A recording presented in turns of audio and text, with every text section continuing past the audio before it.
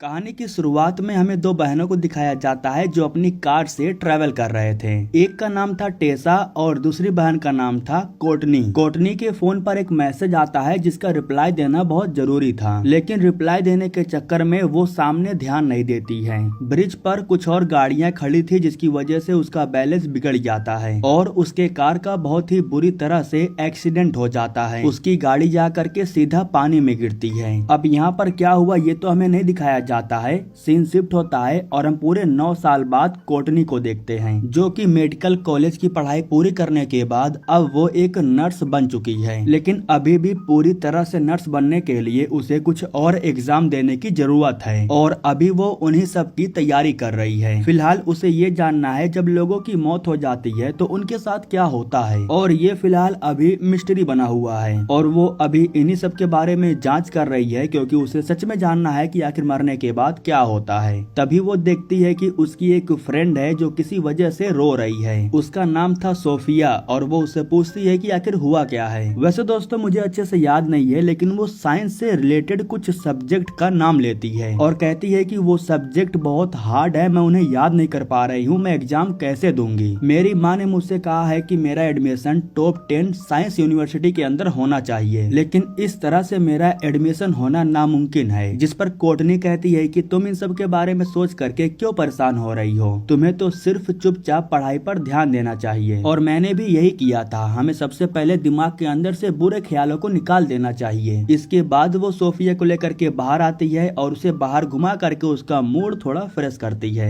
अब अगले दिन हमें अस्पताल के अंदर डॉक्टर स्मिथ को दिखाया जाता है। यहाँ पर जो लोग नर्स और डॉक्टर की तैयारी कर रहे थे, डॉक्टर स्मिथ उनसे हर दिन अलग अलग सवाल पूछते थे, जैसे कि डॉक्टर इन्हें बीमारी का नाम बताते थे और इन सबको बताना होता था कि वो ठीक कैसे हो सकता है या फिर उस बीमारी में मरीज को कौन सा दवा दिया जाता है। लेकिन यहाँ पर जितने भी लोग मौजूद थे उनमें से कोई भी उनके सवालों का सही जवाब नहीं दे पाता। खैर जब सभी लोग लंच कर रहे थे तब कोर्टनी जेमी के पास जाती है जो कि उसका दोस्त है और वो भी फिलहाल डॉक्टर की तैयारी कर रहा है। वो जेमी से कहती है कि क्या आज रात तुम मेरे साथ मजा करना चाहोगे। यह सुन करके जेमी भी बड़ा खुश हो जाता है और कहता है कि हाँ क्यों नहीं। इसके बाद कोर्टनी उसे एक एड्रेस बताती है जो कि इसी अस्पताल के बेसमेंट में था और वो जेमी को आज रात वहाँ अकेले आने के लिए कहती है। अब रात के समय में हमें कोर्टनी और सोफिया को दिखाया जाता है जो उसी लोकेशन पर जा रहे थे जहाँ उन्होंने जेमी को बुलाया था। दरअसल अंदर के साइड में 5 साल पहले एक फंक्शनल अस्पताल बनाया गया था जो बंद पड़ा हुआ था। ठीक इसी जगह पर जब कुछ समय के बाद जेमी आता है तो वो सोचता है कि यहाँ पर कुछ सीन होने वाला है, बट यहाँ पर कुछ होने वाला नहीं था, बल्कि कोर्टनी ने इन्हें यहाँ पर इसलिए बुलाया था क्योंकि वो एक एक्सपेरिमेंट करने वाली है। यहाँ पर वो इन लोगों को बताती है कि वो ब्रेन के उस हिस्से को ढूंढ रही थी जो मौत के लिए जिम्मेदार होता है, और अगर ब्रेन भी इंसान के शरीर के अंदर का एक ऑर्गन है तो इंसान के मरने के बाद वो भी एकदम से डेड क्यों नहीं हो जाता। अस्पताल के अंदर बहुत से मरीजों में मैंने नोटिस किया है कि उनके मरने के बाद लगभग 4 मिनट तक उनका ब्रेन जीवित रहता है। आखिर इन 4 मिनट में इंसान के साथ या फिर इंसान की आत्मा के साथ एक्चुअली में होता क्या है, मैं उसी को एक्सपीरियंस करना चाहती हूँ। मुझे जानना है कि मरने के बाद हमारे साथ क्या होता है, इसलिए मैं चाहती हूँ कि तुम लोग मेरे हार्ट को लगभग 1 मिनट तक रोको। बस 1 मिनट के लिए मैं मर करके देखूंगी कि आखिर हमारे साथ होता क्या है। अगर हमने इस चीज को रिकॉर्ड करके साबित कर दिया तो आफ्टर लाइफ में हम स्पेशलिस्ट बन जाएंगे। लेकिन ये इतना आसान भी नहीं था जितना वो कह रही थी। 1 मिनट के लिए मरना और मरने के बाद फिर उसे जिंदा भी कर देना, ये कोई एक्सपीरियंस वाला इंसान ही कर सकता है। हालांकि यहाँ जो सोफिया थी वो इसके खिलाफ थी, वो कोर्टनी को मना कर रही थी। लेकिन कोर्टनी कहती है कि तुम फिक्र मत करो, अगर मुझे कुछ हो गया या फिर मैं मर भी गई तो तुम पर कोई इल्जाम नहीं लगेगा। मैंने फॉर्म पर साइन कर दिया है, तुम लोग देख सकते हो, ये एक्सपेरिमेंट मैं अपने ऊपर कर रही हूँ। जेमी कुछ नहीं बोलता, वो तो इस एक्सपेरिमेंट को करने के लिए तैयार था। इसके बाद कोर्टनी के सारे पल्स वगैरह चेक करने के बाद उसे स्कैनर मशीन में लेटा दिया जाता है। इसके बाद जेमी जैसे ही उसे हाई वोल्टेज का इलेक्ट्रिक शॉक देता है तो उसकी धड़कन रुक जाती है। उसका शरीर पूरी तरह से मर चुका था लेकिन उसका दिमाग अभी भी जीवित था। पल भर में उसके शरीर से उसकी आत्मा बाहर निकल करके हवे में उड़ने लगती है। उसकी आत्मा लगभग 1 मिनट तक हवे में ही ट्रेवल कर रही थी। 1 मिनट पूरा होते ही ये लोग उसे इलेक्ट्रिक शॉक दे करके उसे फिर से जिंदा करने लगते हैं, लेकिन कुछ नहीं होता। सोफिया को पता था कि ये इनके बस का नहीं है, इसलिए वो अपने दोस्त के पास मैसेज करती है। उसका नाम था रे और वो जैसे ही मैसेज को पढ़ता है तो भागते हुए बेसमेंट की तरफ जाता है। इधर ये लोग कोर्टनी को जिंदा करने की पूरी कोशिश कर रहे थे, लेकिन अभी भी हम देखते हैं कि उसकी आत्मा हवा में ट्रेवल कर रही है। उसके शरीर का जो आत्मा था वो इन सब को एक्सपीरियंस कर रहा था। ठीक उसी वक्त यहाँ पर रे आ जाता है और रे के पास ये एक्सपीरियंस है कि वो हार्ट को फिर से एक्टिव कर सकता है। मतलब कि उसे पता है कि हार्ट के अंदर जान कैसे लाना है। वो कोर्टनी को जिंदा कर देता है और ठीक उसी वक्त यहाँ पर मार्ला आ जाती है। दरअसल वो भी इनकी ही एक दोस्त है और वो रे का पीछा करते हुए यहाँ तक आई थी। एक्सपेरिमेंट पूरा हो जाने के बाद ये सभी लोग कोर्टनी के घर पर जाते हैं, जहाँ वो इन सब को अपना एक्सपीरियंस बता रही थी। वो बताती है कि किस तरीके से उसकी आत्मा शरीर से बाहर निकल करके हवा में ट्रेवल कर रही थी। मरने के बाद उसके दिमाग में जो कुछ भी हो रहा था उन सब को इन लोगों ने रिकॉर्ड भी किया था। ये लोग देखते हैं कि मरने के बाद उसके दिमाग के कुछ हिस्सों में बिजली कड़क रही थी, मतलब कि जैसे उसके दिमाग में करंट सप्लाई हो रहा हो। मरने के बाद जो उसने एक्सपीरियंस किया था वो काफी समय से बैठ करके उन्हीं सब के बारे में सोच रही थी। अगले दिन अस्पताल में क्लास के अंदर डॉक्टर स्मिथ सभी बच्चों से फिर से अलग अलग सवाल पूछते हैं। हर बार की तरह सवाल वैसा ही था कि अगर इंसान को ये बीमारी हुई है तो उन्हें कौन सा दवा देना चाहिए और उनका इलाज कैसे करना चाहिए। वैसे हर बार कोई भी बच्चा उनके सवालों का जवाब तो नहीं दे पा रहा था, लेकिन इस बार कोर्टनी के अंदर कुछ तो अलग जरूर हुआ था। वो उन सवालों के जवाब दे देती है जो आउट ऑफ सिलेबस था। यह देख करके उसके दोस्त भी काफी हैरान थे और सोच रहे थे कि आखिर इसे हो क्या गया। कल तक जो लड़की मुंह बंद करके बैठी रहती थी, आज वो फटाफट हर सवालों के जवाब दे रही है। रात को बार में आने के बाद वो काफी अच्छा पियानो भी बजा रही थी, जबकि उसने पियानो बजाना 5 साल पहले ही छोड़ दिया था। उसके दोस्तों को भी अच्छे से पता है कि वो 5 सालों से पियानो नहीं बजाई है। खैर, अब इसके बाद हमें कोर्टनी को घर पर दिखाया जाता है। रात के समय में वो शावर लेने की तैयारी कर रही थी, लेकिन तभी अचानक से उसे एक अजीब आवाज सुनाई देता है। जब वो जा करके चेक करती है तब उसे एहसास होता है कि उसके टब में कोई है। वैसे ये सीन काफी डरावना था। इसे देख करके वो काफी ज्यादा डर जाती है, लेकिन अगले ही पल अचानक से सब कुछ ठीक हो जाता है। ऐसा लग रहा था जैसे कि ये सच नहीं है, बल्कि उसका दिमाग उसे ये दिखा रहा है। खैर, इसके बाद जब वो अपने दोस्तों के पास जाकर के उनसे मिलती है तो उन्हें इन सब के बारे में नहीं बताती है। इसके बाद हम देखते हैं कि जेमी इस एक्सपेरिमेंट को करने के लिए तैयार हो गया है। मरने के बाद इंसान के साथ क्या होता है उस चीज को वो भी एक्सपीरियंस करना चाहता था। इस बार जब वो मरता है ना, तो उसकी आत्मा हवा में नहीं उड़ रही थी, बल्कि उसकी आत्मा उसे कुछ यादें दिखा रही थी। हम देखते हैं कि वो किसी लड़की के साथ बाइक पर घूम रहा है। ऐसा हो सकता है कि वो कभी किसी लड़की के साथ घूमा होगा, इसलिए मरने के बाद उसका दिमाग उसे ये चीज दिखा रहा है। मरने के बाद जैसे ही 2 मिनट पूरा होता है तो ये लोग जेमी को भी जिंदा कर देते हैं। दरअसल जेमी पूरे 2 मिनट तक मरा हुआ था। अगले दिन अस्पताल के अंदर हमें एक चौंका देने वाली बात मालूम चलती है। दरअसल जेमी ने एक मरीज को सही समय पर सही दवा दे करके उसकी जान बचा ली थी, इसीलिए वो अपने दोस्तों के सामने फ्लेक्स मार रहा था, जबकि ये उसके बस का नहीं था। उसके दोस्त लोग भी यह जान करके काफी हैरान थे कि आखिर जेमी ने ये किया कैसे। ये लोग नोटिस करते हैं कि एक्सपेरिमेंट के बाद कोर्टनी और जेमी इन दोनों के दिमाग में काफी बदलाव हुआ है, जैसे इनके दिमाग के अंदर खास शक्तियां आ गई है। यह सब देख करके मार्ला कहती है कि मैं भी ये एक्सपेरिमेंट करना चाहती हूँ। तो अब आज रात में मार्ला के ऊपर ये एक्सपेरिमेंट होने वाला था। खैर, कुछ समय के बाद जब सभी लोग चले जाते हैं तब यहाँ पर जेमी अकेला खड़ा था। जब उसका ध्यान रोड पर जाता है तब वो उसी लड़की को देखता है जिसे उसने मरने के बाद देखा था। शायद जेमी इस लड़की को जानता है और ये लड़की है कौन ये सिर्फ उसे ही पता है। खैर, जो भी हो, अगले ही पल वो यहाँ से गायब भी हो जाती है। अब आज की रात में मार्ला के ऊपर एक्सपेरिमेंट होने वाला था, इसलिए सोफिया का जाना भी जरूरी था। वो अपनी माँ से बहाना करके जाने की कोशिश तो करती है, लेकिन उसकी माँ उसे रोक देती है। उसकी माँ उससे कहती है कि मुझे पता है कि आज तुम्हारा कोई एक्स्ट्रा क्लास नहीं है, इसलिए तुम कहीं नहीं जाओगी। तो मतलब कि आज के दिन सोफिया नहीं आती है। सोफिया के बिना ही ये एक्सपेरिमेंट होने वाला था। मार्ला को जैसे ही इलेक्ट्रिक शॉक दिया जाता है तो उसकी धड़कन रुक जाती है, वो मर जाती है। अब वो मर चुकी थी और मरने के बाद उसका दिमाग उसकी यादें दिखा रहा था, लेकिन इन यादों में वो अपने एक मरीज को भी देखती है जिसका नाम था साइरस। फिलहाल इस मरीज का उसने इलाज किया था। मरीज के साथ क्या हुआ ये तो हमें नहीं पता। फिलहाल जैसे ही 1 मिनट पूरा होता है तो ये लोग मार्ला को जिंदा करने लगते हैं, लेकिन मार्ला की आत्मा एक अजीब जगह पर पहुंच जाती है जहाँ यहाँ पर वो एक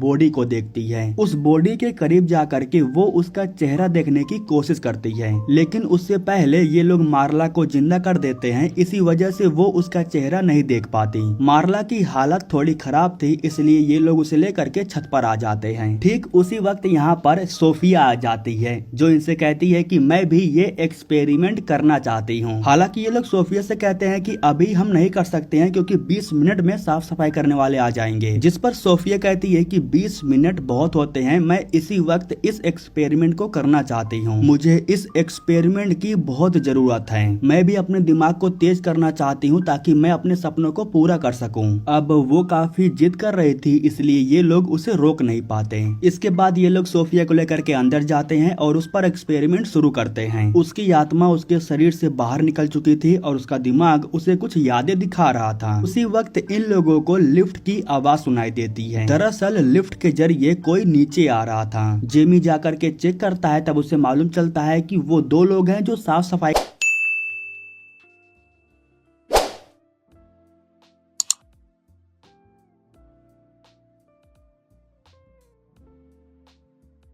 करने के लिए अंदर आ रहे थे। इसीलिए ये लोग फौरन सोफिया को जिंदा करने लगते हैं। लेकिन सोफिया जिंदा नहीं हो रही थी, बल्कि उसे उसकी यादें दिख रही थी। उसकी यादों में हम सोफिया को मेडिकल कॉलेज में देखते हैं। उसके साइंस के क्लास में एक लड़की थी जिसका नाम था अरीना, और वो काफी स्मार्ट थी। इसीलिए सोफिया को उससे जलन हो रहा था। अरीना को बदनाम करने के लिए सोफिया उसके ईमेल्स को हैक करती है और अरीना के कुछ न्यूड तस्वीरों को पूरे कॉलेज में वायरल कर देती है। हालांकि इससे अरीना को तकलीफ तो बहुत होती है, लेकिन उसे मालूम नहीं चलता कि उसकी तस्वीरों को वायरल किसने किया। खैर, इधर जो लोग थे वो सोफिया को जिंदा कर देते हैं, इसलिए इसके आगे कुछ नहीं दिखाई देता। ये लोग सोफिया को फौरन ला करके कार में बैठाते हैं और ये सभी लोग यहाँ से निकल जाते हैं। अब इसके बाद हमें रे को दिखाया जाता है, जो मार्ला को उसके घर पर छोड़ने के लिए आया था। उसे छोड़ करके जब वो जाने वाला था, तभी मार्ला उसे कहती है कि मैं तुम्हें कुछ बताना चाहती हूँ। इतना कहने के बाद वो उसे लेकर के अपने घर के अंदर आती है। वो रे को बताती है कि आज से 3 महीने पहले अस्पताल में एक मरीज को लाया गया था। दरअसल वो साइरस की बात कर रही थी। वो ये भी बताती है कि उस मरीज को मैंने गलत दवाई दे करके उसे जान से मार दिया। उसकी बीमारी को मैं नहीं पहचान पाई। उसे कुछ और दवा देना था, लेकिन मैंने कुछ और दे दिया। इसी वजह से उस मरीज की मौत हो गई और मुझ पर इल्जाम न आए, इसलिए मैंने रिपोर्ट को भी चेंज कर दिया। मेरा पूरा करियर दांव पे लगा हुआ था, इसलिए मैंने खुद को बचाने के लिए ऐसा किया।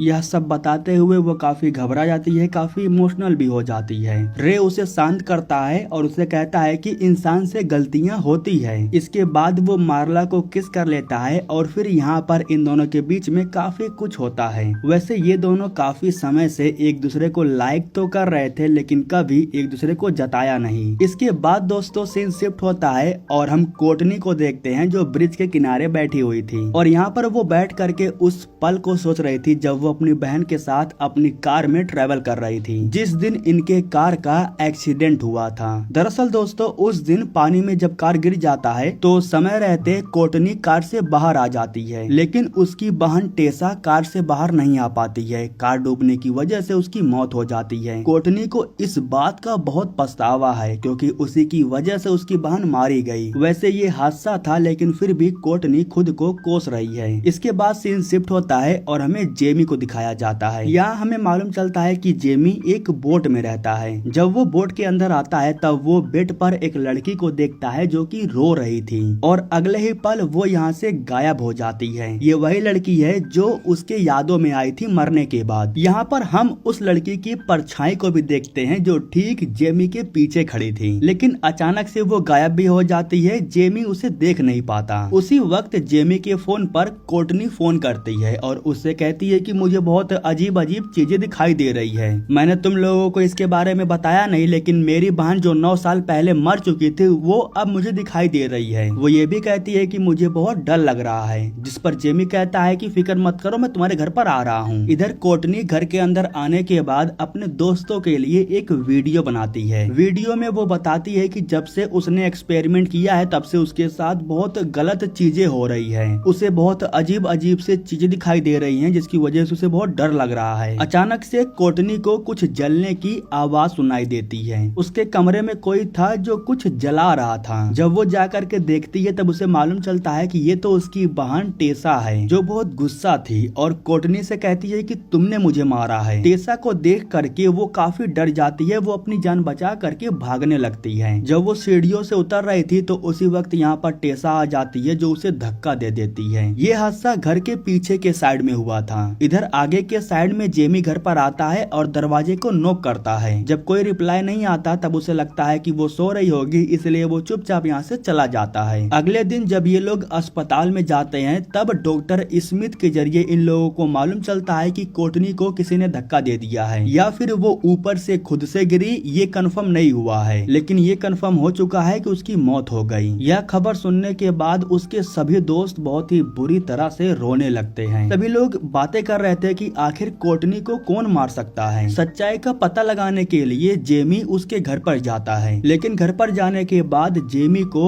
कोर्टनी के घर पर कुछ पेपर मिलता है। उसका फोन उसके घर पर नहीं था, इसलिए वो मार्ला के पास कॉल करता है और उससे कहता है कि कोर्टनी का फोन पोस्टमार्टम वाली जगह पर होगा, तुम्हें जाकर के उसका फोन लेना होगा। उसके फोन के जरिए ही हम पता कर सकते हैं कि आखिर उसके साथ हुआ क्या है। इसके बाद मार्ला फोन को लेने के लिए नीचे के कमरे में जाती है जहां लाशों को रखा जाता है। अपने फोन से वो कोर्टनी के फोन पर कॉल करती है और इस तरीके से उसे कोर्टनी का फोन मिल जाता है। उसने सोचा कि यहाँ तक आ ही गई हूँ तो एक आखिरी बार अपने दोस्त को देख लेती हूँ। कोर्टनी की बॉडी को बाहर निकाल करके वो उसे देखने लगती है। जब वो बॉडी को दोबारा अंदर रख रहे थे तभी पावर कट हो जाता है। मार्ला जैसे ही अपने फोन के टॉर्च को ऑन करती है तो उसी वक्त पीछे के साइड वो साइरस की लाश देखती है, लेकिन तभी पावर आ जाता है, जिसकी वजह से उसे लगता है कि ये सब कुछ उसका वहम था। इसके बाद हमें बोट के अंदर जेमी को दिखाया जाता है। उसे अपने बोट के अंदर किसी की परछाई दिखाई देती है। जब वो शावर लेकर के बाहर आता है तब उसे एक लड़की की आवाज सुनाई देती है। वो लड़की उसके पीछे खड़ी थी और वो जेमी को पुकार रही थी। जेमी उसे देख करके बहुत डर जाता है। वो भाग करके बाहर आ जाता है, लेकिन उसी वक्त एक बार फिर से वो जेमी के पीछे आ जाती है। जेमी डर जाता है और वो पानी में गिर जाता है। जब वो पानी से निकलने की कोशिश कर रहा था तो उसी वक्त वो लड़की उसके हाथों पर चाकू से हमला कर देती है और फिर अचानक से गायब हो जाती है। इसके बाद सभी दोस्त एक होटल में मिलते हैं जहाँ ये लोग कोर्टनी के वीडियो को देख रहे थे। वीडियो के जरिए इन्हें मालूम चलता है कि कोई तो उसके पास था जिसे देख करके वो डर रही थी। मार्ला कहती है कि उस एक्सपेरिमेंट के बाद हमारे पाप हमारे सामने आ रहे हैं। हम सबको हमारे पापों की सजा मिल रही है, इसीलिए हम सबको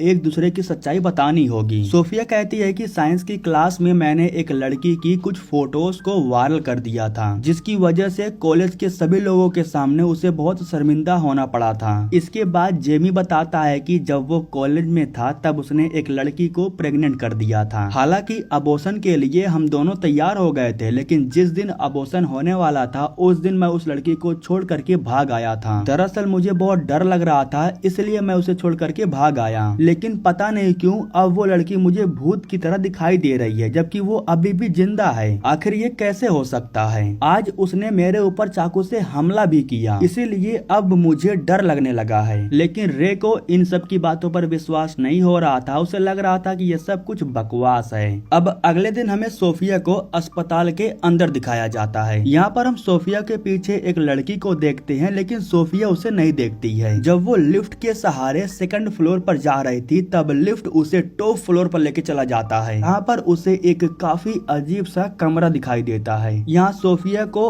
अरीना की एक झलक भी दिखाई देती है, जिसको देख करके वो डर जाती है और अगले ही पल सब कुछ ठीक हो जाता है। दरअसल ये सब कुछ उसका दिमाग उसे दिखा रहा था। वो काफी डरी हुई थी, इसलिए वो जा करके जेमी से मिलती है और जेमी के साथ उस जगह पर जाती है जहाँ अरीना काम करती है। दरअसल सोफिया ने कॉल करके पता लगा लिया था कि अरीना यहीं पर काम करती है, इसलिए वो यहाँ पर आकर के अरीना को सच्चाई बता करके उससे माफी मांगती है। जब उसे मालूम चलता है कि सोफिया ने उसके फोटोज को वायरल किया था तो यह जान करके उसे बहुत दुख होता है, लेकिन फिर वो कहती है कि अब इसका क्या फायदा। इतना कहने के बाद वो रोते हुए यहाँ से जाने लगती है। सोफिया उसके पीछे जा करके उससे माफी मांगती है, जिसके बाद अरीना कहती है कि ठीक है कोई बात नहीं, मैंने तुम्हें माफ कर दिया। यह सुन करके सोफिया भी काफी खुश हो जाती है। इसके बाद जेमी बाहर जाता है और वो कॉल करता है मार्ला के पास। वो मार्ला से कहता है कि तुमने जो पाप किया है उसे स्वीकार कर लो और माफी मांग लो। ये काम कर रहा है, सोफिया ने ये किया और मैं भी यही करने जा रहा हूँ। इसके बाद जेमी उस लड़की से माफी मांगने के लिए जाता है जिसको उसने प्रेग्नेंट कर दिया था। दरअसल उसका नाम था लायला और वो जेमी को देख करके काफी शौक में रह जाती है। यहाँ जेमी को मालूम चलता है कि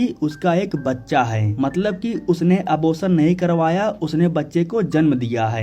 जेमी कहता है कि मैं बहुत डर गया था, मुझसे बहुत बड़ी गलती हो गई, मुझे माफ कर दो, मुझे बहुत पछतावा हो रहा है, मैं तुम्हारी हेल्प करना चाहता हूँ, तुम्हें जो चाहिए मैं सब दूंगा, प्लीज मुझे माफ कर दो, मुझे बहुत पछतावा हो रहा है, मैं तुमसे माफी मांगने के लिए आया हूँ। यहाँ लायला भी उसे माफ कर देती है। इसके बाद हमें मार्ला को दिखाया जाता है। वो रात में सोने की कोशिश कर रही थी लेकिन उसे बुरे सपने आ रहे थे। सपनों में उसे वही मरीज दिखाई दे रहा था जिस मरीज को उसने गलत दवाई दे करके उसे जान से मार दिया था। सुबह उठते ही उसे एहसास होता है कि माफी मांग लेना ही बेहतर होगा। वो तुरंत अस्पताल जा रही थी साइरस से माफी मांगने के लिए। तभी अचानक से उसके पीछे साइरस आ जाता है जो उसके मुंह को दबा करके उसे जान से मारने की कोशिश करता है। वैसे इस चीज का एहसास सिर्फ मार्ला को हो रहा था। इसके बाद हमें अस्पताल के अंदर रे को दिखाया जाता है। मार्ला ने उसके पास एक मैसेज किया था जिसमें वो कह रही थी कि वो ये सब कुछ रोकने जा रही है। इसलिए रे काफी डर जाता है और वो दोस्तों के पास कॉल करके इसके बारे में बताता है। जब वो भागते हुए पार्किंग एरिया में जाता है तब वो मार्ला की कार देखता है। इससे वो समझ जाता है कि मार्ला उसी जगह पर गई है जहाँ एक्सपेरिमेंट हो रहा था। ये लोग देखते हैं कि वो लगभग 4 मिनट से मरी पड़ी हुई है। मार्ला ये इसलिए कर रही थी क्योंकि वो साइरस से माफी मांगना चाहती थी। इस वक्त ये दोनों आत्माओं की दुनिया में थे और यहाँ पर जो साइरस था वो मार्ला के ऊपर हमला कर देता है। वो मार्ला को पकड़ता है और उसे अपने साथ ले करके एक अजीब कमरे में जाता है। यहाँ पर वो मार्ला को टब में डुबा करके उसे जान से मारने लगता है। साइरस उसकी आत्मा को जान से मार देता है। अब जैसे कि उसकी आत्मा मर चुकी थी तो उसकी बॉडी का जिंदा होना ये तो नामुमकिन था, लेकिन फिर भी रे हार नहीं मानता। वो एक दवाई को इंजेक्शन के जरिए उसके दिल तक पहुंचाता है। अब इस दवाई में पता नहीं क्या था लेकिन इसकी वजह से उसके शरीर में थोड़ा जान आ जाता है जिसकी वजह से उसकी आत्मा जिंदा हो जाती है। रे उसे जैसे ही हाई वोल्टेज का इलेक्ट्रिक शॉक देता है तो उसकी आत्मा वापस से उसकी बॉडी में आ जाती है और इस तरीके से मार्ला जिंदा हो जाती है। इसके बाद वो डिसाइड करती है कि उससे जो गलती हुई है वो डॉक्टर के सामने उसे कबूल करेगी और वो अपनी गलती कबूल भी करती है। अब इस तरीके से इन दोस्तों के लाइफ में सब कुछ ठीक चलने लगता है। इन्हें कमी महसूस हो रही थी तो सिर्फ कोर्टनी की। उसे याद करते हुए ये लोग एक ड्रिंक पीते हैं और इसी के साथ दोस्तों ये कहानी यहीं पर खत्म हो जाती है।